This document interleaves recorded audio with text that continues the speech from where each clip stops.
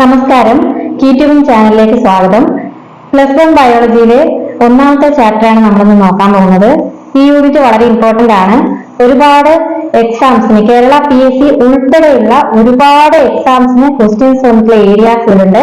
ഇതിലാണ് ഈ binomial nomenclature, പിന്നെ ടാക്സുകളെ പറ്റി ഒക്കെ പറയുന്നത്. ഇതിലാണ് ഒരുപാട് ഓർഗാനിസത്തിന്റെ സയന്റിഫിക് നെയിംസ് ഒക്കെ ഈ ഒരു ചാപ്റ്ററിൽ വരുന്നുണ്ട്. വളരെ ഇമ്പോർട്ടന്റ് ആയിട്ടുള്ള ഒരു ഏരിയ ആണിത്. ക്ലാസ് കണ്ട് ഷോർട്ട് നോട്ട് എഴുതി നന്നായി പഠിക്കുക. നമുക്ക് ക്ലാസ്സിലേക്ക് പോവാം. അതിനു മുമ്പ് നിങ്ങൾ ഈ ചാനൽ ഇതുവരെ സബ്സ്ക്രൈബ് ചെയ്തിട്ടില്ല എങ്കിൽ ചാനൽ സബ്സ്ക്രൈബ് ചെയ്യുക, ഒപ്പം ആ ബെൽ ബട്ടൺ കൂടി ഒന്ന് എനേബിൾ ചെയ്ത് വെക്കുക. എന്നാൽ മാത്രമേ ഞാൻ ക്ലാസ്സുകൾ അപ്ലോഡ് ചെയ്യുമ്പോൾ നിങ്ങൾക്ക് കൃത്യമായി നോട്ടിഫിക്കേഷൻസ് കിട്ടുകയുള്ളൂ. നമുക്ക് ക്ലാസ്സിലേക്ക് പോവാം. പ്ലസ് വണ്ണിലെ unit 1 diversity in the living world, ജീവലോകത്തെ വൈവിധ്യം. ഇതിൽ ചാപ്റ്റർ 1 ജീവിയ ലോകം, ദ ലിവിങ് വേൾഡ്, അതാണ് നമ്മളിന്ന് ഡിസ്കസ് ചെയ്യുന്നത്. ഫസ്റ്റ് ചാപ്റ്ററിലേക്ക് പോകുന്നതിന് മുൻപ് ഈ യൂണിറ്റ് 1 ഇൻട്രൊഡക്ടറി പാർട്ടിൽ ഇമ്പോർട്ടൻ്റ് ആയിട്ട് എന്തൊക്കെയാണ് പറയുന്നതെന്ന് നോക്കാം. ഇതിൽ ആദ്യം തന്നെ ഒരു സയൻറ്റിസ്റ്റിൻ്റെ പിക്ചർ കൊടുത്തിട്ടുണ്ട്. ഏണസ്റ്റ് മേയർ എന്ന സയൻറ്റിസ്റ്റിൻ്റെ പിക്ചറാണ് ഈ കൊടുത്തിരിക്കുന്നത്. 1904 ജൂലൈ 5 ജർമ്മനിയിലെ കെംപ്ടൺ എന്ന സ്ഥലത്താണ് അദ്ദേഹം ജനിച്ചത്. ഹവാർഡ് യൂണിവേഴ്സിറ്റിയിലെ പരിണാമശാസ്ത്രജ്ഞൻ അല്ലെങ്കിൽ എവല്യൂഷണറി ബയോളജിസ്റ്റ് ആയിരുന്ന അദ്ദേഹം 20ാം നൂറ്റാണ്ടിലെ Darwin of the 20th century എന്നാണ് അറിയപ്പെട്ടിരുന്നത്. അദ്ദേഹത്തിന് 3 ബഹുമതികൾ കിട്ടിയിട്ടുണ്ട്.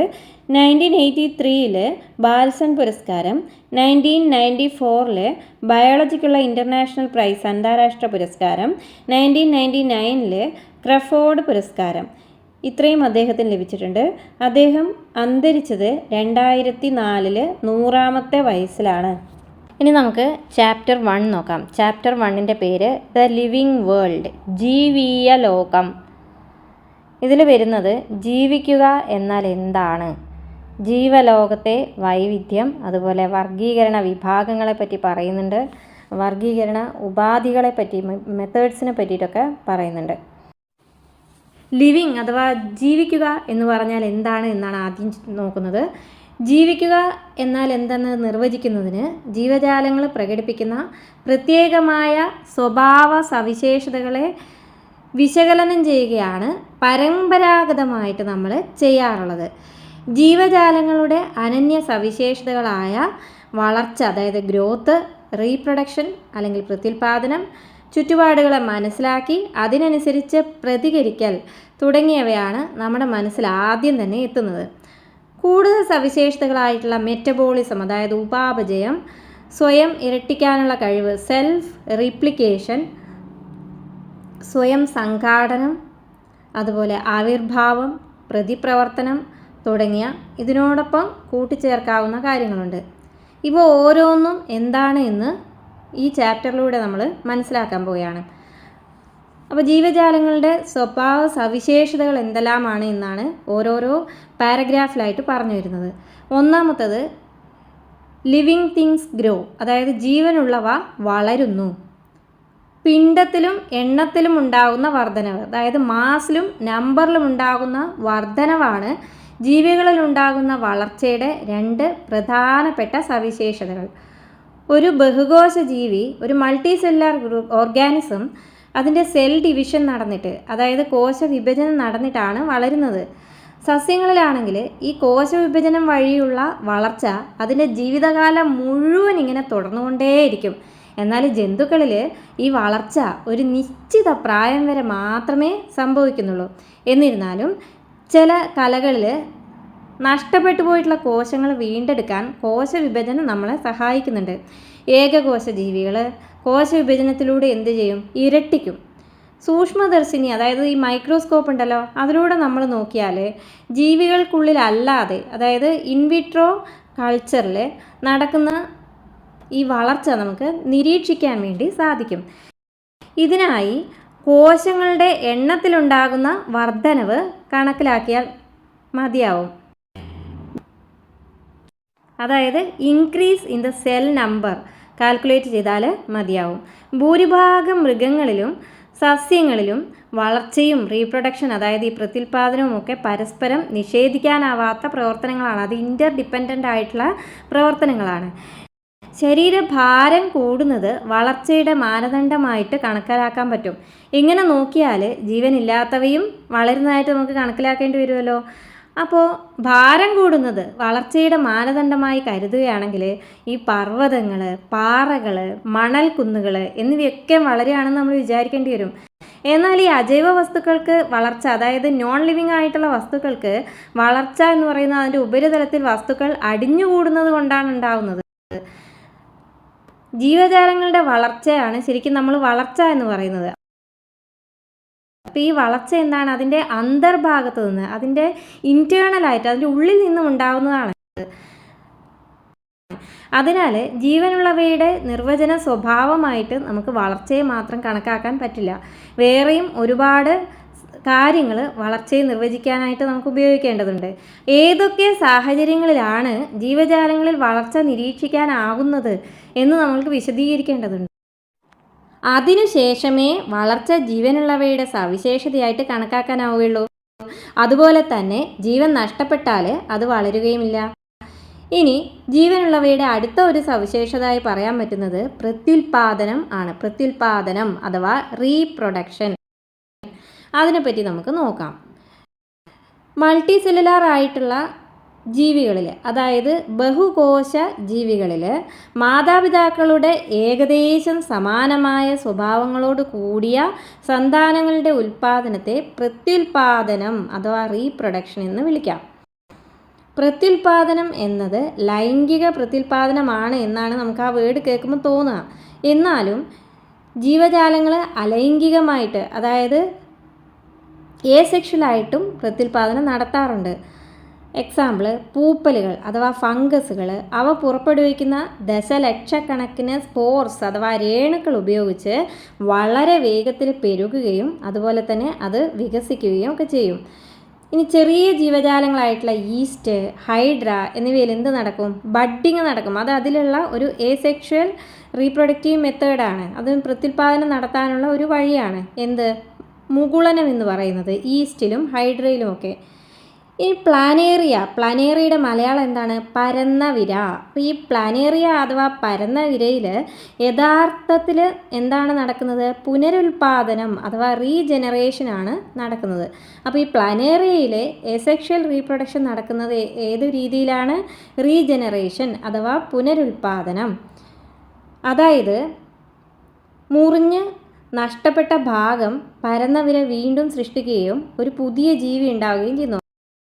അതായത് നമ്മൾ ഈ പ്ലാനേറിയ കട്ട് ചെയ്ത് കഴിഞ്ഞാൽ പ്ലാനേറിയയുടെ മുറിഞ്ഞ് വന്നിട്ടുള്ള ആ കഷ്ണം ഉണ്ടല്ലോ, അങ്ങനെ ഓരോ കഷ്ണത്തിൽ നിന്ന് എന്താവും? ഒരു പുതിയ ജീവിയായിട്ട് അത് മാറും. അതിനെയാണ് നമ്മൾ റീജനറേഷൻ അല്ലെങ്കിൽ പുനരുൽപാദനം എന്ന് പറയുന്നത്. ഇനി ഈ പൂപ്പലുകൾ, അതായത് ഫംഗസുകൾ, നാര് പോലെയുള്ള ആൽഗകൾ, ഫിലമെൻ്റസ് ആൽഗകൾ, അമീബ, മോസുകളുടെ പ്രോട്ടോണിമ ഇവയെല്ലാം ഫ്രാഗ്മെൻറ്റേഷൻ വഴിയാണ് എന്താവുന്നത്? റീപ്രൊഡക്ഷൻ നടത്തുന്നത്. അതായത് ഫ്രാഗ്മെൻറ്റേഷൻ എന്ന് പറഞ്ഞാൽ മലയാളം ഖണ്ഡനം അഥവാ ഫ്രാഗ്മെൻറ്റേഷൻ വഴിയാണ് അമീബ, മോസുകളുടെ പ്രോട്ടോണിമ, അതുപോലെ പൂപ്പലുകൾ അതായത് ഫംഗസുകൾ, പിന്നെ നാര് പോലുള്ള ആൽഗകൾ, ഫിലമെൻ്റസ് ആൽഗകൾ, ഇതിലൊക്കെ ഏസെക്ഷൽ റീപ്രൊഡക്ഷൻ നടക്കുന്നത്. ബാക്ടീരിയ, യൂണിസെല്ലുലാർ ആയിട്ടുള്ള ആൽഗ, ഏകകോശ ആൽഗകൾ, അമീബ തുടങ്ങിയ ഏകകോശ ജീവികളിൽ പ്രത്യുൽപാദനവും വളർച്ചയും സമാനമാണ്. അതായത് ഈ സെൽസിൻ്റെ, കോശങ്ങളുടെ എണ്ണത്തിലുണ്ടാകുന്ന വർധനവ്, കോശങ്ങളുടെ എണ്ണമോ ശരീരത്തിൻ്റെ മാസ് അഥവാ പിണ്ഡമോ വർദ്ധിക്കുന്നതാണ് വളർച്ച എന്ന് നമ്മൾ ഇതിനു മുന്നേ ഡിഫൈൻ ചെയ്ത് നിർവചിച്ചിട്ടുണ്ട്. അതിനാൽ ഏകകോശ ജീവികളിൽ വളർച്ചയും പ്രത്യുൽപാദനവും ഏതർത്ഥത്തിൽ ഉപയോഗിക്കുമെന്നതിന് വ്യക്തതയില്ല. കൂടാതെ പല ജീവിവർഗവും പ്രത്യുൽപാദനം നടത്താറില്ല. അതിന് എക്സാമ്പിളാണ് മ്യൂൾ അഥവാ കോവർ കഴുത.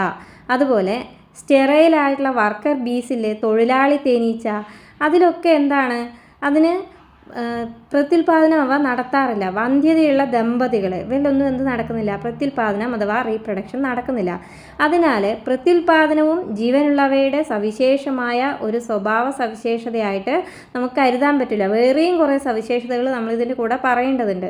ജീവനില്ലാത്തവയ്ക്ക് തീർച്ചയായിട്ടും സ്വന്തമായി പ്രത്യുൽപാദനം നടത്തുന്നതിനോ ഇരട്ടിക്കുന്നതിനോ കഴിയുമില്ല.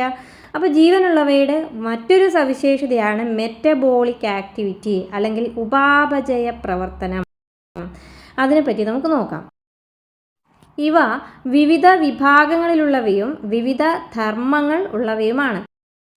ഈ പദാർത്ഥങ്ങൾ നിരന്തരം രാസപ്രവർത്തനത്തിലൂടെയും അതായത് കെമിക്കൽ ആക്ടിവിറ്റീസിലൂടെയും അതുപോലെ മെറ്റബോളിക് ആക്ടിവിറ്റീസ് ഉപാപചയ പ്രവർത്തനങ്ങളിലൂടെയും എന്താവുന്നു, ഉൽപ്പാദിപ്പിക്കപ്പെടുന്നു.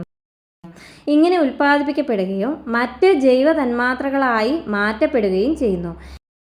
ഏകകോശ ജീവി ആയാലും ബഹുകോശ ജീവി ആയാലും അതായത് യൂണിസെല്ലുലാർ ഓർഗാനിസം ആയാലും മൾട്ടി സെല്ലുലാർ ഓർഗാനിസം ആയാലും ആയിരക്കണക്കിന് മെറ്റബോളിക് ആക്ടിവിറ്റീസ് ഉപാപചയ പ്രവർത്തനങ്ങൾ ആണ് ഇവയുടെ ശരീരത്തിൽ ഒരേ സമയം നടക്കുന്നത്. സസ്യങ്ങൾ, ജന്തുക്കൾ, പൂപ്പലുകൾ, ഫംഗസുകൾ, സൂക്ഷ്മജീവികൾ തുടങ്ങിയ എല്ലാ ജീവജാലങ്ങളിലും ഉപാപചയ പ്രവർത്തനങ്ങൾ അഥവാ മെറ്റബോളിക് ആക്ടിവിറ്റീസ് നടക്കുന്നുണ്ട്. ശരീരത്തിൽ നടക്കുന്ന എല്ലാ രാസപ്രവർത്തനങ്ങളുടെയും ആകെ തുകയാണ് ഉപാപചയം. അപ്പോൾ എന്താണ് മെറ്റബോളിസം എന്ന് പറഞ്ഞാൽ? നമ്മുടെ ശരീരത്തിനുള്ളിൽ നടക്കുന്ന എല്ലാ രാസപ്രവർത്തനങ്ങളുടെയും ആകെ തുകയാണ് നമ്മൾ ഉപാപചയം അഥവാ മെറ്റബോളിസം എന്ന് പറയുന്നത്. ജീവനില്ലാത്ത ഒരു വസ്തുവിലും മെറ്റബോളിക് ആക്ടിവിറ്റി നടക്കുന്നില്ല. ശരീരത്തിന് പുറത്ത് കോശരഹിത വ്യവസ്ഥ അല്ലെങ്കിൽ സെൽ ഫ്രീ സിസ്റ്റങ്ങളിൽ ഉപാപചയ പ്രവർത്തനങ്ങൾ ചെയ്ത് ബോധ്യപ്പെടുത്താൻ വേണ്ടി സാധിക്കും. ഇങ്ങനെ ഒരു ടെസ്റ്റ് ട്യൂബ് ശരീരത്തിന് പുറത്ത് നടക്കുന്ന ഒരു സെൽ ഫ്രീ സിസ്റ്റം ആണല്ലോ. അപ്പോൾ ഇങ്ങനെ ഒരു ടെസ്റ്റ് ട്യൂബിൽ നടത്തപ്പെടുന്ന ഉപാപചയ പ്രവർത്തനം എന്താണ്? ഒരു ഒറ്റപ്പെട്ട ഒന്നാണ്. ഇത് ജീവനുള്ളതുമല്ല ജീവനില്ലാത്തതുമല്ല. അതിനാൽ ഉപാപചയ പ്രവർത്തനം ജീവനുള്ളവയുടെ സവിശേഷ സ്വഭാവമായി കണക്കാക്കാം. കോശത്തിന് പുറത്ത് ടെസ്റ്റ് ട്യൂബിൽ നടത്തുന്ന ഉപാപചയ പ്രവർത്തനം ജീവനുള്ളതല്ല, എന്നാൽ തീർച്ചയായും അതൊരു ജീവൽ പ്രവർത്തനമാണ്. അതിനാൽ ശരീരത്തിലെ കോശരൂപീകരണം സെല്ലുലാർ ഓർഗനൈസേഷൻ ജീവനുള്ളവയുടെ ഒരു നിർവചന സവിശേഷതയായി കരുതാം. അപ്പം ജീവനുള്ളവയുടെ വേറൊരു സവിശേഷത എന്താണ്? സെല്ലുലാർ ഓർഗനൈസേഷൻ, കോശ രൂപീകരണം.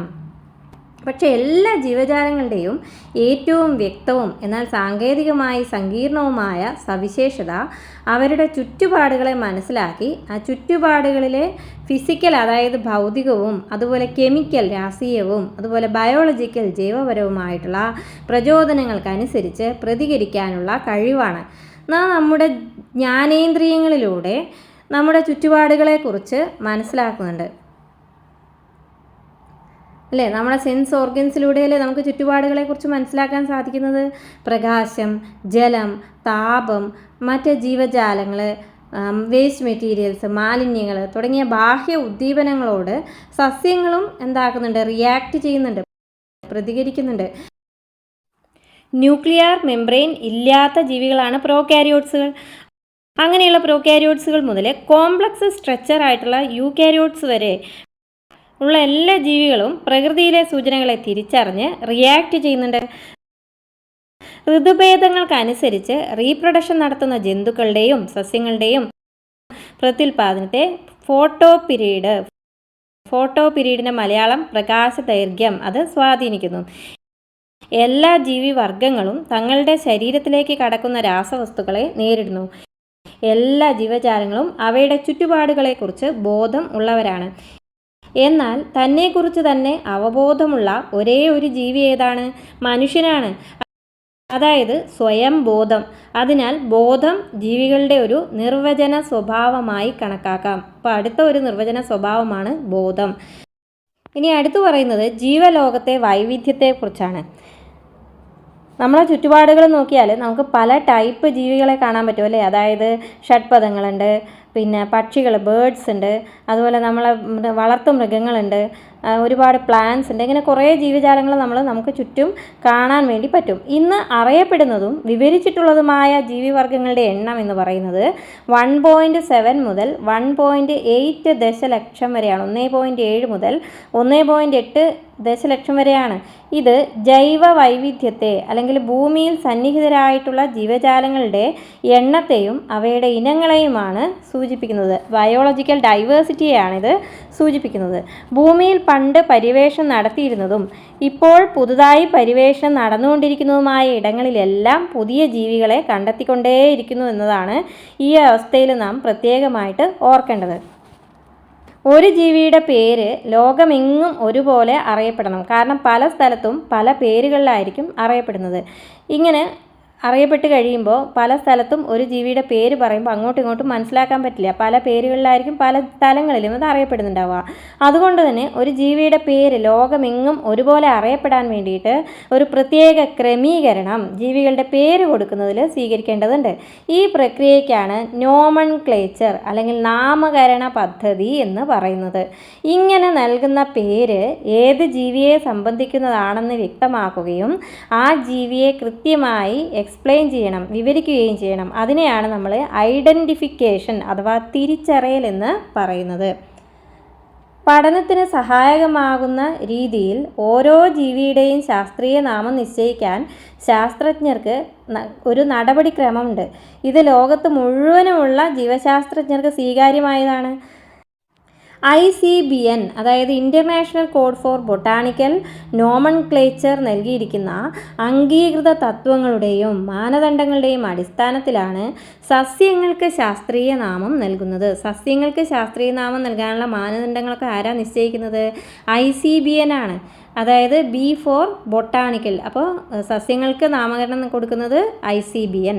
അത് ജന്തുക്കളുടെ കാര്യത്തിലേക്ക് വരുമ്പോൾ അത് ICZN, സെഡ് ഫോർ സുവോളജിക്കൽ. അപ്പോൾ എന്താണ് അതിൻ്റെ ഫുൾ ഫോം? ICZNൻ്റെ international code for zoological nomenclature. അവരാണ് എന്ത് ചെയ്യുന്നത്? ഈ നോമൻക്ലേച്ചറിന് വേണ്ടിയിട്ടുള്ള ജന്തുക്കളുടെ നോമൻക്ലേച്ചറിന് വേണ്ടിയിട്ടുള്ള മാർഗരേഖ രൂപപ്പെടുത്തിയിട്ടുള്ളത്.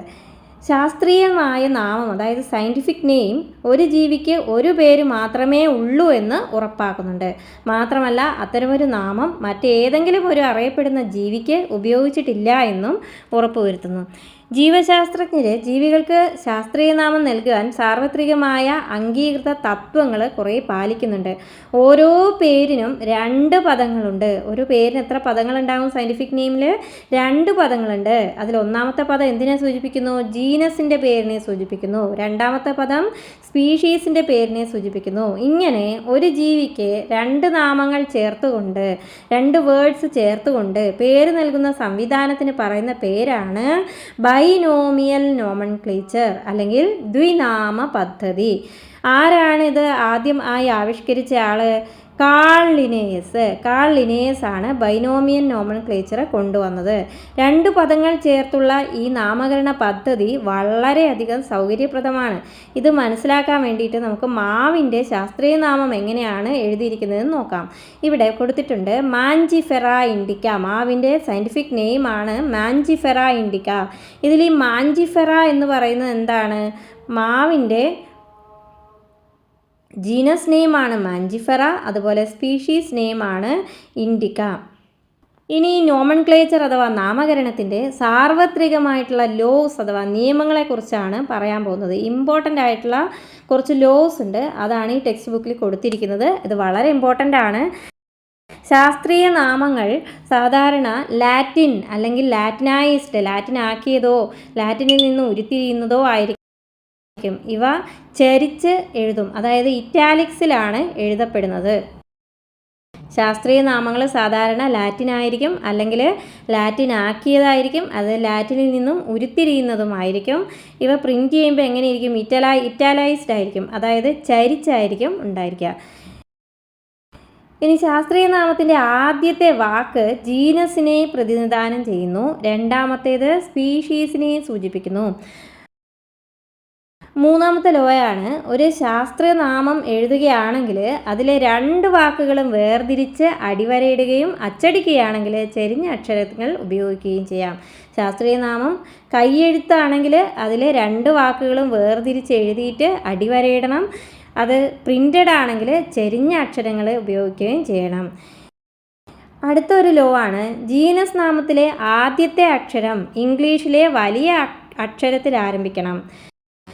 സ്പീഷീസ് നാമത്തിലെ ആദ്യത്തെ അക്ഷരം ഇംഗ്ലീഷിലെ ചെറിയ അക്ഷരത്തിൽ ആരംഭിക്കണം. ഉദാഹരണമായി മാഞ്ചിഫറ ഇൻഡിക്ക എന്നിവിടെ കൊടുത്തിരിക്കുന്നു. അത് മാഞ്ചിഫറ എന്ന വേർഡിൻ്റെ ആദ്യത്തെ ലെറ്റർ എം ക്യാപിറ്റലായിരിക്കണം. അതുപോലെ ഇൻഡിക്ക എന്നതിൻ്റെ ഐ എന്തായിരിക്കണം? സ്മോൾ ലെറ്റർ ആയിരിക്കണം. ഇവിടെ പ്രിൻ്റഡ് ആയതുകൊണ്ട് അത് ഇറ്റാലിക്സിലായിട്ടാണ് കൊടുത്തിരിക്കുന്നത്, അതായത് ചെരിഞ്ഞിട്ടാണ് കൊടുത്തിരിക്കുന്നത്. അത് നമ്മൾ എഴുതുകയാണെങ്കിൽ അത് 2 വേർഡായിട്ട് എഴുതുന്നു, എന്നിട്ട് അടിയിൽ അണ്ടർലൈൻ ചെയ്യുന്നു.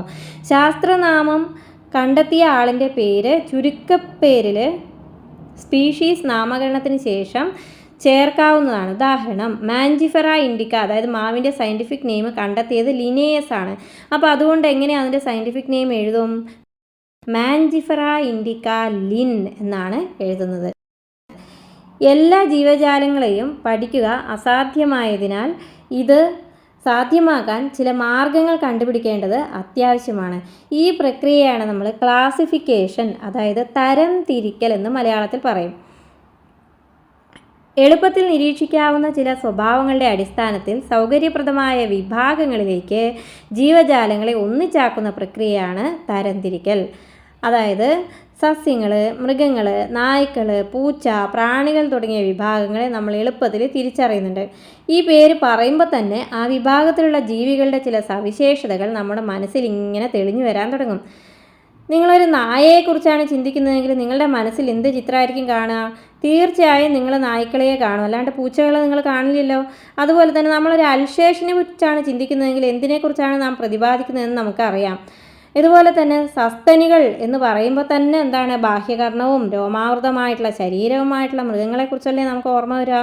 അതുപോലെ തന്നെ സസ്യങ്ങളിൽ ഗോതമ്പിനെക്കുറിച്ച് സംസാരിക്കാൻ നമ്മൾ ശ്രമിച്ചാൽ നമ്മൾ മനസ്സിലേക്ക് ഗോതമ്പ് ചെടി മാത്രമല്ലേ വരുള്ളൂ, അല്ലാതെ നമുക്ക് നെല്ലോ അല്ലെങ്കിൽ വേറെ ഏതെങ്കിലും സസ്യമോ അല്ലെങ്കിൽ നായയോ ഒന്നും അല്ലല്ലോ മനസ്സിലേക്ക് വരിക, ഗോതമ്പിനെക്കുറിച്ച് മാത്രമല്ലേ വരൂ. അതിനാൽ ഇവയെല്ലാം, അതായത് നായകൾ, പൂച്ചകൾ, സസ്തനികൾ അതായത് മാമൽസ്, ഗോതമ്പ്, നെല്ല്, പ്ലാന്റ്സ് അഥവാ സസ്യങ്ങൾ, അനിമൽസ് അഥവാ ജന്തുക്കൾ, ഇവയെല്ലാം ജീവികളെ പഠിക്കാൻ വേണ്ടി നാം സാധാരണയായി ഉപയോഗിക്കുന്ന വിഭാഗങ്ങളാണ്.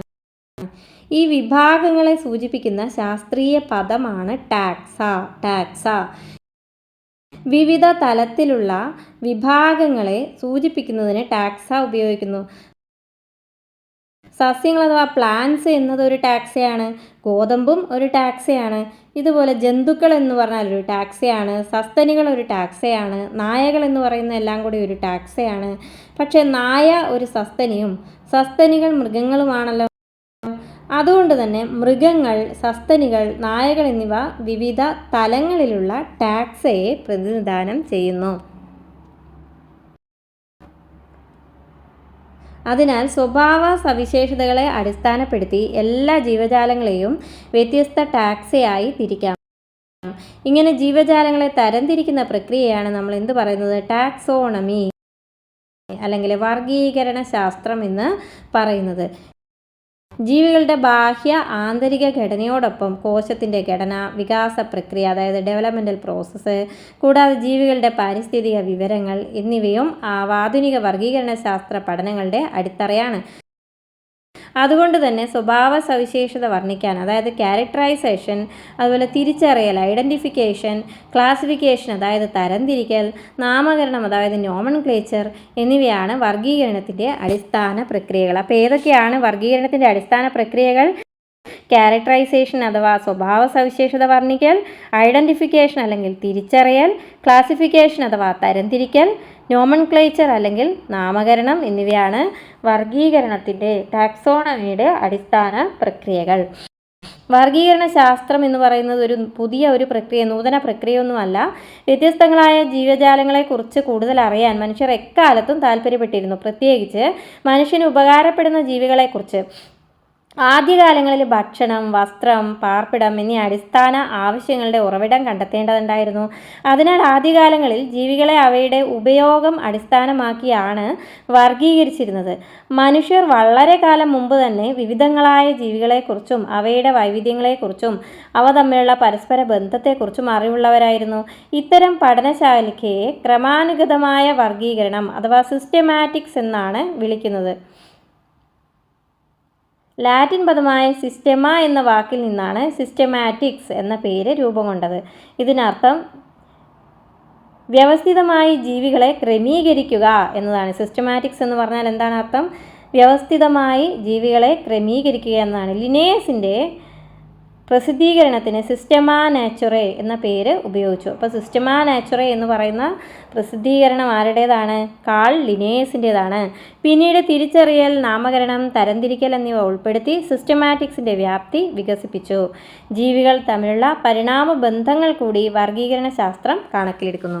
അടുത്തതായി നോക്കേണ്ടത് ടാക്സോണമിക് കാറ്റഗറീസ്, അതായത് വർഗീകരണ വിഭാഗങ്ങളെക്കുറിച്ചാണ്.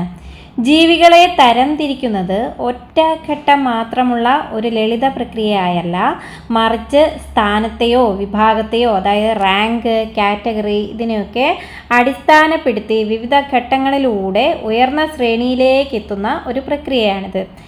ഇത് മൊത്തം വർഗീകരണ വ്യവസ്ഥയുടെ ഒരു ഭാഗമായതിനാൽ ഇതിനെ വർഗീകരണ വിഭാഗം അഥവാ ടാക്സോണമിക് കാറ്റഗറി എന്ന് വിളിക്കുന്നു.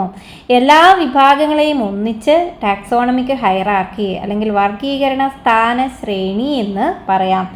ഓരോ വിഭാഗവും വർഗീകരണത്തിൻ്റെ ഒരു ഏകകം അഥവാ യൂണിറ്റായി കണക്കാക്കപ്പെടുന്നു. വാസ്തവത്തിൽ ഇതൊരു സ്ഥാനത്തെ അല്ലെങ്കിൽ ഒരു റാങ്കിനെയാണ് പ്രതിനിധീകരിക്കുന്നത്. ഇതിനെ പൊതുവെ ടാക്സോൺ എന്ന് പറയും. ബഹുവചനം, ടാക്സോണിൻ്റെ ബഹുവചനമാണ് ടാക്സ. വർഗീകരണ വിഭാഗങ്ങളും സ്ഥാനശ്രേണിയും ഒരു ഉദാഹരണത്തിലൂടെ നമുക്ക് വ്യക്തമാക്കാൻ പറ്റും. 3 ജോഡി ഖണ്ഡിത പാദങ്ങൾ, അതായത് 3 pairs of segmented appendages, പൊതു സവിശേഷതയായുള്ള ഒരു കൂട്ടം ജീവികളെയാണ് ഷഡ്പദങ്ങൾ പ്രതിനിധീകരിക്കുന്നത്. അതായത് ഷഡ്പദങ്ങളെ വ്യക്തമായ തനത് സ്വഭാവങ്ങളുടെ അടിസ്ഥാനത്തിൽ ഒരു വിഭാഗമായോ ഒരു ഗ്രൂപ്പായോ അല്ലെങ്കിൽ സ്ഥാനമായോ വർഗീകരിക്കാൻ സാധിക്കും. ഓർക്കുക, ഗണങ്ങൾ അഥവാ ഗ്രൂപ്പ്സ് വിഭാഗത്തെ പ്രതിനിധീകരിക്കുന്നു. വിഭാഗം സ്ഥാനത്തെ സൂചിപ്പിക്കുന്നു. ഒരു സ്ഥാനം അല്ലെങ്കിൽ ഒരു ടാക്സോൺ വാസ്തവത്തിൽ വർഗീകരണത്തിൻ്റെ ഒരു ഏകകത്തെയാണ് സൂചിപ്പിക്കുന്നത്. ഈ വർഗീകരണ ഗണങ്ങൾ അല്ലെങ്കിൽ വിഭാഗങ്ങൾ സ്പഷ്ടമായ ജീവശാസ്ത്രപരമായ അസ്തിത്വം അല്ലെങ്കിൽ ബയോളജിക്കൽ എൻറ്റിറ്റീസ് ഉള്ളവയാണ്, മറിച്ച് വെറും രൂപശാസ്ത്രപരമായ കൂട്ടങ്ങളല്ല, മോർഫോളജിക്കൽ അഗ്രിഗേറ്റ്സ് അല്ല. അറിയപ്പെടുന്ന എല്ലാ ജീവികളുടെയും വർഗീകരണ പഠനങ്ങൾ കിങ്ഡം, ഫൈലം അല്ലെങ്കിൽ ഡിവിഷൻ, സസ്യങ്ങളിൽ ഡിവിഷൻ എന്ന് പറയും, class, order, family, genus, species തുടങ്ങിയ പൊതുവിഭാഗങ്ങൾ രൂപപ്പെടുന്നതിന് വഴിതെളിച്ചു. സസ്യജന്തു ലോകങ്ങൾ ഉൾപ്പെടെ എല്ലാ ജീവജാലങ്ങളിലും സ്പീഷീസ് ആണ് അടിസ്ഥാന വിഭാഗം. ഒരു ജീവിയെ എങ്ങനെയാണ് വിവിധ വിഭാഗങ്ങൾ ഉൾപ്പെടുത്തേണ്ടത് എന്നതിന് ഒരു ജീവിയുടെ അല്ലെങ്കിൽ ഒരു വിഭാഗത്തിൻ്റെ സ്വഭാവ സവിശേഷതകളെക്കുറിച്ചുള്ള അറിവാണ് ആധാരം. ഒരേ തരം ജീവികളുടെ സാമ്യ വ്യത്യാസങ്ങൾ മനസ്സിലാക്കുന്നതോടൊപ്പം തന്നെ മറ്റ് തരത്തിലുള്ള ജീവികളുമായുള്ള സാമ്യ വ്യത്യാസങ്ങളും തിരിച്ചറിയുന്നതിന് ഇത്തരം അറിവ് സഹായിക്കും. ഇവിടെ നോക്കൂ, ഇവിടെ ഏറ്റവും താഴെ വരുന്ന വർഗീകരണ വിഭാഗം ഏതാണ്? സ്പീഷീസ് ആണ്. ഒരേ സ്വഭാവ സവിശേഷതയുള്ള സ്പീഷീസുകൾ കൂടിച്ചേർന്നാണ് ജീനസുകൾ ഉണ്ടാകുന്നത്. അങ്ങനെ ഒരേ സ്വഭാവ സവിശേഷതകളുള്ള ജീനസുകൾ കൂടിച്ചേർന്നിട്ടാണ് കുടുംബങ്ങൾ ഉണ്ടാകുന്നത്. ഒരേപോലെയുള്ള കുടുംബങ്ങൾ ചേർന്ന് ഓർഡറുകളുണ്ടാവും, ഓർഡറുകൾ ചേർന്ന് ക്ലാസ്സുകൾ ഉണ്ടാവും. ഒരേ സ്വഭാവ സവിശേഷതകളുള്ള ക്ലാസ്സുകളായിരിക്കും ഒരു ഫൈലത്തിൽ ഉണ്ടാവുന്നത്. അനിമൽസിലാണെങ്കിൽ, പ്ലാന്റ്സിലാണെങ്കിൽ ഒരു ഡിവിഷനിൽ ഉണ്ടാവുന്നത്. അങ്ങനെയുള്ള ഫൈലവും അതുപോലെ ഡിവിഷനുകളുമായി ചേർന്നിട്ടാണ് ഏത് വരുന്നത്? കിങ്ഡം വരുന്നത്. അപ്പോൾ നമുക്കിതിൽ ആദ്യം നോക്കേണ്ടത് സ്പീഷീസിനെ കുറിച്ചാണ്. അതിനു മുൻപ് സാധാരണ എക്സാംസിന് കേരള PSC ഉൾപ്പെടെ ഈ ഒരു ക്രമം ഓർഡറിൽ ചോദിച്ചിട്ടുണ്ട്. അപ്പോൾ ഇതിൻ്റെ ഓർഡർ വളരെ ഇമ്പോർട്ടൻ്റ് ആണ്. ഇതിൻ്റെ ഓർഡർ ഓർത്തിരിക്കാൻ വേണ്ടിയിട്ട് നമുക്കിങ്ങനെ ഒരു കോഡ് സാധാരണയായി പറഞ്ഞു കേട്ടിട്ടുണ്ട്. ഈ കിങ്ഡത്തിൻ്റെ ആദ്യത്തെ ലെറ്റർ കെ എന്ന് നമുക്ക് എടുക്കാം. ഫൈലം ഓർ ഡിവിഷൻ, ഫൈലത്തിൻ്റെ പി എന്ന ലെറ്റർ എടുക്കാം. ക്ലാസ്സിന് സി എടുക്കാം. ഓർഡറിന് ഒ എടുക്കാം. കുടുംബത്തിൻ്റെ ഇംഗ്ലീഷ് ഫാമിലി ആണല്ലോ, അപ്പോൾ ഇവിടെ നമുക്ക് എഫ് എടുക്കാം. നമ്മളെ കോഡിൽ ജീനസ് തന്നെ ഇടും, സ്പീഷീസ് തന്നെ ഇരിക്കും. ഇനി നമ്മളിതിനെ എങ്ങനെ താഴോട്ട് വായിക്കാം? KPC of genus and species. എങ്ങനെ എഴുതാം? KPC of genus and species. ഇങ്ങനെ എഴുതാമല്ലോ. അപ്പോൾ അതിൽ ആദ്യത്തെ ലെറ്റർ കെ ഏറ്റവും മുകളിൽ വരും, കിങ്ഡം. അതിൻ്റെ തൊട്ട് താഴെ വരുന്ന വർഗീകരണ വിഭാഗം പി, ഫൈലം അല്ലെങ്കിൽ പ്ലാന്റ്സിലെ ഡിവിഷൻ. ആ ഫൈലത്തിൻ്റെ താഴെയാണ് ഇത് വരുന്നത്, ക്ലാസ് വരുന്നത്. ക്ലാസിൻ്റെ താഴെയാണ് ഈ ഓഫിലെ ഓർഡർ വരുന്നത്. അതിൻ്റെയും താഴെയാണ് ഇത് വരുന്നത് എഫ്, ഫാമിലി വരും. അതിൻ്റെയും താഴെ ജീനസ് വരുന്നു. ജീനസിൻ്റെയും താഴെയാണ് സ്പീഷീസുകൾ. അപ്പോൾ ഏറ്റവും താഴെ വരുന്ന വർഗീകരണ വിഭാഗമാണ് സ്പീഷീസ്. ഇനി നമുക്ക് സ്പീഷീസിനെ കുറിച്ച് കൂടുതൽ നോക്കാം. ഒരു വംശത്തിൽപ്പെട്ട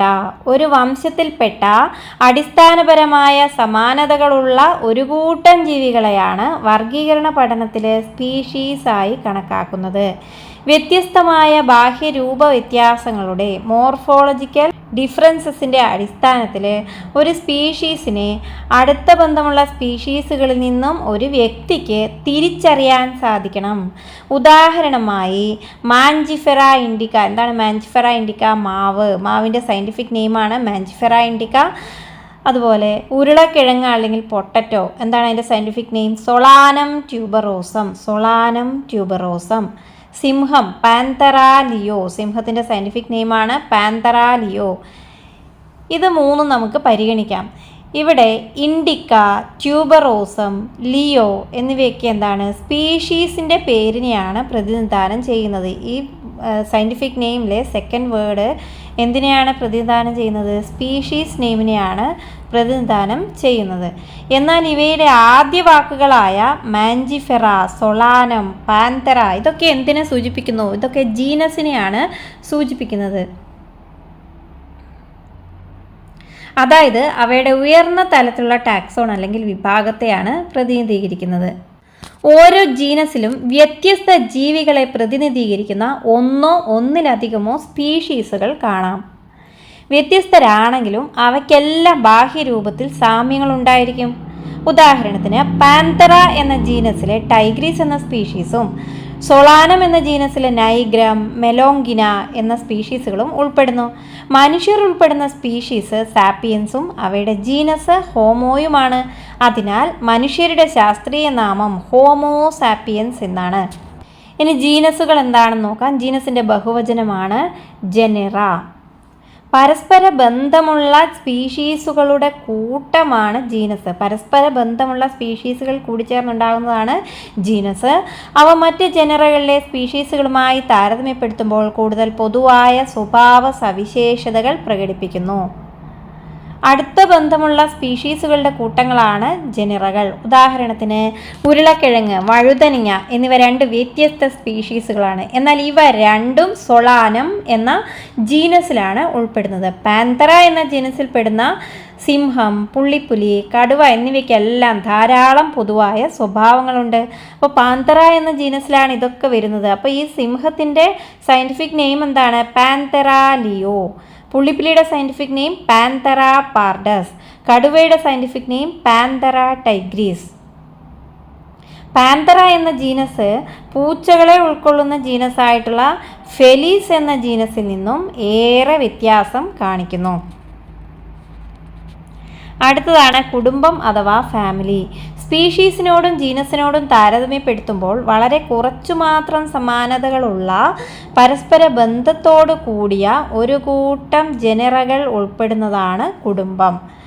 കായിക സവിശേഷതകളെയും പ്രത്യുൽപാദന സവിശേഷതകളെയും അടിസ്ഥാനപ്പെടുത്തി സ്പീഷീസുകളെ കുടുംബങ്ങളായി വർഗീകരിച്ചിരിക്കുന്നു. ഉദാഹരണമായി സസ്യങ്ങളിൽ 3 വ്യത്യസ്ത ജനറകളായ സൊളാനം, പെറ്റൂണിയ, ഡെറ്റ്യൂറ എന്നിവ സൊളനേസിയേ എന്ന ഫാമിലി എന്ന കുടുംബത്തിലാണ് ഉൾപ്പെടുത്തിയിരിക്കുന്നത്. മൃഗങ്ങളിലാണെങ്കിൽ സിംഹം, കടുവ, പുള്ളിപ്പുലി എന്നിവയെ ഉൾക്കൊള്ളുന്ന പാന്തറ എന്ന ജീനസും പൂച്ചയെ ഉൾക്കൊള്ളുന്ന ഫെലീസ് എന്ന ജീനസും ഫെലിഡേ എന്ന ഫാമിലിയിലാണ്. അപ്പോൾ ഈ ഫെലിഡേ എന്ന ഫാമിലിയിലാണ് ഏതൊക്കെ വരുന്നത്? സിംഹം, കടുവ, പുള്ളിപ്പുലി, പൂച്ച ഇതൊക്കെ വരുന്നത്. എന്നാൽ ഒരേ ഫാമിലിയിൽ തന്നെ വരുന്ന വ്യത്യസ്ത ജീനസാണ് ഏതൊക്കെ? അപ്പോൾ പാന്തറയും ഫെലിസും. പാന്തറയിലാണ് ഏത് വരുന്നത്? പാന്തറ എന്ന ജീനസിലാണ് സിംഹം, കടുവ, പുള്ളിപ്പുലി വരുന്നത്. ഫെലിസ് എന്ന ജീനസിലാണ് പൂച്ച ഉൾപ്പെടുന്നത്. എന്നാൽ ഈ പാന്തറ എന്ന ജീനസും ഫെലിസ് എന്ന ജീനസും ഏത് ഫാമിലിയിലാണ് ഉൾപ്പെടുന്നതെന്ന് ചോദിച്ചാൽ ഫെലിഡേ എന്ന് പറയുന്ന ഒരേ കുടുംബത്തിലാണ് ഉൾപ്പെട്ടിരിക്കുന്നത്. അതുപോലെ പൂച്ചയെയും നായയെയും കണ്ടാൽ ചില സാമ്യങ്ങളും ചില വ്യത്യാസങ്ങളും ഉണ്ട്. അതിനാൽ ഇവ രണ്ടും വ്യത്യസ്ത കുടുംബങ്ങളായി തിരിച്ചിരിക്കുന്നു. പൂച്ച ഏത് കുടുംബത്തിൽ, ഏത് ഫാമിലിയിൽ വരുന്നു? ഫെലിഡേ. എന്നാൽ നായ ഏത് ഫാമിലിയിൽ വരുന്നു? കാനിഡേ. അടുത്തതാണ് ഓർഡർ. സ്പീഷീസ്, ജീനസ്, കുടുംബം എന്നിവയെ സമാന സ്വഭാവങ്ങളുടെ അടിസ്ഥാനത്തിലാണ് വർഗീകരിച്ചിരിക്കുന്നത്. സാധാരണയായി ഒരു കൂട്ടം സ്വഭാവ സവിശേഷതകളെ അടിസ്ഥാനമാക്കിയാണ് ഓർഡറും മറ്റ് ഉയർന്ന വർഗീകരണ വിഭാഗങ്ങളും തിരിച്ചറിയുന്നത്. ഓർഡർ എന്ന ഉയർന്ന വർഗീകരണ വിഭാഗം ചുരുക്കം ചില സമാന സ്വഭാവങ്ങൾ പ്രകടിപ്പിക്കുന്ന കുടുംബങ്ങളുടെ കൂട്ടായ്മയാണ്. ഒരു കുടുംബത്തിൽ ഉൾപ്പെടുന്ന വ്യത്യസ്ത ജനറകളെ താരതമ്യം ചെയ്യുമ്പോൾ അവയ്ക്കിടയിൽ സമാനതകൾ കുറവായിരിക്കും. കൺവോൾവുലേസിയെ, സൊളാനേസിയെ എന്നീ 2 സസ്യ കുടുംബങ്ങളെ, എന്നീ 2 സസ്യ ഫാമിലികളെ ഏത് ഓർഡറിലാണ് ഉൾപ്പെടുത്തിയിരിക്കുന്നത്? പോളിമോണിയേൽസ് എന്ന ഓർഡറിലാണ് കൺവോൾവുലേസിയെ, സൊളാനേസിയെ എന്നീ 2 സസ്യ ഫാമിലിയും വരുന്നത്. എന്തിനെ ബേസ് ചെയ്തിട്ടാണ് ഈ രണ്ടിനെയും ഈ ഒരു ഓർഡറിലേക്ക് ഉൾപ്പെടുത്തിയിരിക്കുന്നത്? അതിൻ്റെ ഫ്ലോറൽ ക്യാരക്ടേഴ്സ്, പുഷ്പ സ്വഭാവങ്ങളെ അടിസ്ഥാനമാക്കിയാണ്. മൃഗങ്ങളിലാണെങ്കിൽ കാർണിവോറ എന്ന ഓർഡറിൽ ഏതൊക്കെ വരുന്നു? ഫെലിഡേ, കാനിഡേ ഇതെല്ലാം ഇതിലാണ് വരുന്നത്. കാർണിവോറ എന്ന ഓർഡറിൽ ഉൾപ്പെടുന്നു. അടുത്തതാണ് ക്ലാസ്. ഈ വിഭാഗത്തിൽ പരസ്പര ബന്ധമുള്ള ഓർഡറുകളാണ് ഉൾപ്പെടുന്നത്. പരസ്പര ബന്ധമുള്ള ഓർഡറുകൾ ചേർന്നിട്ടാണ് ക്ലാസ് ഉണ്ടാകുന്നത്. ഉദാഹരണത്തിന് പ്രൈമേറ്റ എന്ന് പറയുന്ന ഒരു ഓർഡറും അതുപോലെ കാർണിവോറ എന്ന് പറയുന്ന മറ്റൊരു ഓർഡറും ഉണ്ട്. ഈ പ്രൈമേറ്റ എന്ന് പറയുന്ന ഓർഡറും കാർണിവോറ എന്ന് പറയുന്ന ഓർഡറും ഏത് ക്ലാസ്സിലാണ് വരുന്നത്? മമേലിയ അല്ലെങ്കിൽ സസ്തനികൾ എന്ന് പറയുന്ന ക്ലാസ്സിലാണ് വരുന്നത്. അപ്പോൾ സസ്തനികൾ എന്ന് പറയുന്ന ക്ലാസ്സിൽ വരുന്ന ഓർഡറായ പ്രൈമേറ്റയിലാണ് കുരങ്ങ്, ഗൊറില്ല, ഗിബൺ ഇതൊക്കെ ഉൾപ്പെടുന്നത്. സസ്തനികൾ എന്ന് പറയുന്ന അല്ലെങ്കിൽ മമേലിയ എന്ന് പറയുന്ന ക്ലാസ്സിൽ ഉൾപ്പെടുന്ന കാർണിവോറ എന്ന് പറയുന്ന ഓർഡറിലാണ് പൂച്ച, കടുവ, നായ ഇതെല്ലാം തന്നെ ഉൾപ്പെടുന്നത്. ഇതേപോലെ സസ്തനികൾ എന്ന് പറയുന്ന ക്ലാസ്സിൽ, മമേലിയ എന്ന് പറയുന്ന ക്ലാസ്സിൽ വേറെയും കുറേ ഓർഡേഴ്സൊക്കെ ഉണ്ട്. അടുത്തതാണ് ഫൈലം. മത്സ്യങ്ങൾ, ഉഭയജീവികൾ, ഇഴജന്തുക്കൾ, സസ്തനികൾ, പക്ഷികൾ മുതലായ മൃഗങ്ങൾ ഉൾപ്പെടുന്ന ക്ലാസുകൾ ചേർന്ന അടുത്ത ഉയർന്ന വിഭാഗമാണ് ഫൈലം. ക്ലാസുകൾ ചേർന്നിട്ടാണ് ഫൈലം ഉണ്ടാകുന്നത്. ഫൈലം കോഡേറ്റയിൽ പൊതു സ്വഭാവ സവിശേഷതകൾ എന്തൊക്കെയാണെന്നറിയോ? ഒന്ന്, പ്രാഗ്കശേരു അല്ലെങ്കിൽ നോട്ടോകോഡ് കോഡേറ്റിൻ്റെ ഒരു സ്വഭാവ സവിശേഷതയാണ്. അതുപോലെ കോഡേറ്റിൻ്റെ വേറൊരു സ്വഭാവ സവിശേഷതയാണ് മുതുകുഭാഗത്തുള്ള പൊള്ളയായ നാഡീവ്യവസ്ഥ, ഡോർസൽ ട്യൂബുലാർ നെർവ് കോഡ്. സസ്യങ്ങളിലാണെങ്കിൽ ഫൈലത്തിന് പകരം എന്താ പറയുക? ഡിവിഷൻ എന്നാണ് പറയുന്നത്. ചില സമാന സ്വഭാവമുള്ള ക്ലാസുകളെ ഉയർന്ന വിഭാഗമായിട്ടുള്ള ഡിവിഷനിലേക്ക് ഉൾപ്പെടുത്തിയിരിക്കുന്നു. ഒരേപോലെയുള്ള ഡിവിഷൻസ് അല്ലെങ്കിൽ ഫൈലംസ് ചേർന്നിട്ട് എന്തായി മാറുന്നു? കിങ്ഡമായി മാറുന്നു. വിവിധ ഫൈലങ്ങളിലുള്ള എല്ലാ ജന്തുക്കളെയും വർഗീകരണ സംവിധാനത്തിൽ കിങ്ഡം അനിമേലിയ, ജന്തുക്കളെല്ലാം ഏത് കിങ്ഡത്തിൽ വരും? കിങ്ഡം അനിമേലിയ എന്നറിയപ്പെടുന്ന ഏറ്റവും ഉയർന്ന വിഭാഗത്തിൽ ഉൾപ്പെടുത്തിയിരിക്കുന്നു. അതേസമയം സസ്യങ്ങളിൽ വ്യത്യസ്ത ഡിവിഷനുകളിൽ നിന്നുള്ള എല്ലാ സസ്യങ്ങളും ഏത് കിങ്ഡത്തിലാണ് വരുന്നത്? കിങ്ഡം പ്ലാന്റേയിൽ ഉൾപ്പെടുത്തിയിരിക്കുന്നു. ഈ 2 വിഭാഗങ്ങളെയും ജന്തുലോകം, സസ്യലോകം എന്നും അറിയപ്പെടുന്നു. നമ്മൾ സ്പീഷീസിൽ നിന്ന് ഉയർന്ന വിഭാഗമായ കിങ്ഡത്തിലേക്ക് പോകും തോറും സ്വഭാവ സവിശേഷതയിൽ എന്ത് മാറ്റമാണ് ഉണ്ടാകുന്നത്? പൊതു സ്വഭാവ സവിശേഷതകൾ ഇങ്ങനെ കുറഞ്ഞു വരുന്നതായി കാണാം അല്ലേ? എന്നാൽ ടാക്സ താഴോട്ടേക്കാണ് വരുന്നതെങ്കിലോ ടാക്സ താഴും തോറും ഒരു ടാക്സോണിലെ അംഗങ്ങൾ പങ്കിടുന്ന പൊതു സ്വഭാവ സവിശേഷതകൾ കൂടുന്നതായിട്ട് കാണാം. വിഭാഗ തലങ്ങൾ ഉയരും തോറും ഒരേ തലത്തിലുള്ള വിവിധ ടാക്സ് തമ്മിലുള്ള ബന്ധം കണ്ടുപിടിക്കുക പ്രയാസമാണ്. അതിനാൽ വർഗീകരണ പ്രക്രിയ കൂടുതൽ സങ്കീർണമാവും. ഇവിടെ ഒരു ടേബിൾ തന്നിട്ടുണ്ട്. ജീവികളും അവയുടെ വർഗീകരണ വിഭാഗങ്ങളും വളരെ ഇമ്പോർട്ടൻ്റ് ആണ്. ഇതിൽ നിന്ന് ക്വസ്റ്റ്യൻസ് ഒക്കെ മുമ്പ് ചോദിച്ചു കണ്ടിട്ടുണ്ട് പല എക്സാംസിനും. സാധാരണ പേര് മനുഷ്യൻ. മനുഷ്യൻ്റെ ശാസ്ത്രീയ നാമം എന്താണ്? Homo sapiens. മനുഷ്യൻ്റെ ജീനസ്, ആ സയൻറ്റിഫിക് നെയിമിലെ ആദ്യത്തെ വേർഡ് ജീനസ്, രണ്ടാമത്തേത് സ്പീഷീസ് നെയിം. മനുഷ്യൻ്റെ ജീനസ് ഹോമോ. മനുഷ്യൻ്റെ ഫാമിലി അല്ലെങ്കിൽ കുടുംബം ഹൊമിനിഡേ. മനുഷ്യൻ്റെ order Primata. Class Mammalia. Phylum കോഡേറ്റ. ഈച്ചയുടെ ശാസ്ത്രീയ നാമം എന്താണ്? Musca domestica. ഈച്ചയുടെ ശാസ്ത്രീയ നാമം Musca domestica. Genus Musca. Family അല്ലെങ്കിൽ കുടുംബം മ്യൂസിഡേ. ഫാമിലി ഈച്ചയുടേത് മ്യൂസിഡേ. ഈച്ചയുടെ ഓർഡർ ഡിപ്റ്റീര. ഈച്ചയുടെ ക്ലാസ് ഇൻസെക്റ്റ. ഈച്ചയുടെ ഫൈലം ആർത്രോപോഡ. മാവിൻ്റെ ശാസ്ത്രീയ നാമം മാഞ്ചിഫെറ ഇൻഡിക്ക. മാവിൻ്റെ ജീനസ് മാഞ്ചിഫെറ. മാവിൻ്റെ ഫാമിലി അനാകാർഡിയേസിയേ. മാവിൻ്റെ ഓർഡർ സാപ്പിൻഡേൽസ്. മാവിൻ്റെ ക്ലാസ് ഏതാണ്? ഡൈക്കോട്ടിലിഡനെ. മാവിൻ്റെ ക്ലാസ് ഡൈക്കോട്ടിലിഡനെ. മാവിൻ്റെ ഡിവിഷൻ ആൻജിയോസ്പെർമേ. ഡിവിഷൻ ഏതാണ്? ആൻജിയോസ്പെർമേ. ഗോതമ്പിൻ്റെ ശാസ്ത്രീയ നാമം എന്താ? Triticum aestivum. ഗോതമ്പിൻ്റെത് ട്രിറ്റിക്കം എയ്സ്റ്റിവം. ഗോതമ്പിൻ്റെ ജീനസ് ട്രിറ്റിക്കം. ഗോതമ്പിൻ്റെ ഫാമിലി പോയേസിയെ. ഗോതമ്പിൻ്റെ ഓർഡർ പോയേൽസ്. ഗോതമ്പിൻ്റെ ക്ലാസ് മോണോകോട്ടിലിഡനെ. ഗോതമ്പിൻ്റെ ക്ലാസ് മോണോകോട്ടിലിഡനെ. ഗോതമ്പിൻ്റെ ഡിവിഷൻ ആൻജിയോസ്പെർമേ. ഇനി വർഗീകരണ ഉപാധികളെ കുറിച്ചൊക്കെയാണ് പറയുന്നത്. വർഗീകരണ ഉപാധികൾ തൊട്ട് അങ്ങോട്ടേക്കുള്ള ഭാഗങ്ങൾ നമുക്ക് നെക്സ്റ്റ് ഒരു ക്ലാസ്സിൽ നോക്കാം. ഇത്രയുമാണ് ഈ ഒരു വീഡിയോയിൽ ഉൾപ്പെടുത്തിയിരിക്കുന്നത്. ഇത് നിങ്ങൾക്ക് തീർച്ചയായും ഉപകാരപ്രദമായിട്ടുണ്ടാവും എന്ന് വിശ്വസിക്കുന്നു. ചാനൽ ഇഷ്ടമായെങ്കിൽ ലൈക്ക് ചെയ്യുക. എന്തെങ്കിലും സംശയങ്ങൾ നിങ്ങൾക്കുണ്ടെങ്കിൽ കമന്റ് ബോക്സിൽ ചോദിക്കാൻ മറക്കണ്ട. അതുപോലെ തന്നെ ചാനൽ ഇതുവരെ സബ്സ്ക്രൈബ് ചെയ്യാതെയാണ് നിങ്ങൾ കാണുന്നതെങ്കിൽ ചാനൽ സബ്സ്ക്രൈബ് ചെയ്യുക. ഒപ്പം ആ ബെൽ ബട്ടൺ കൂടി ഒന്ന് എനേബിൾ ചെയ്ത് വെക്കുക. എന്നാൽ മാത്രമേ ഞാൻ അപ്ലോഡ് ചെയ്യുന്ന വീഡിയോസിന്റെ നോട്ടിഫിക്കേഷൻസ് നിങ്ങൾക്ക് ലഭിക്കുകയുള്ളൂ. അല്ലെങ്കിൽ നിങ്ങൾക്ക് ക്ലാസ്സുകൾ മിസ് ചെയ്തു പോകും. ഇതിന്റെ ബാക്കി പോർഷൻസുമായി അടുത്ത വീഡിയോയിൽ കാണാം. Thank you.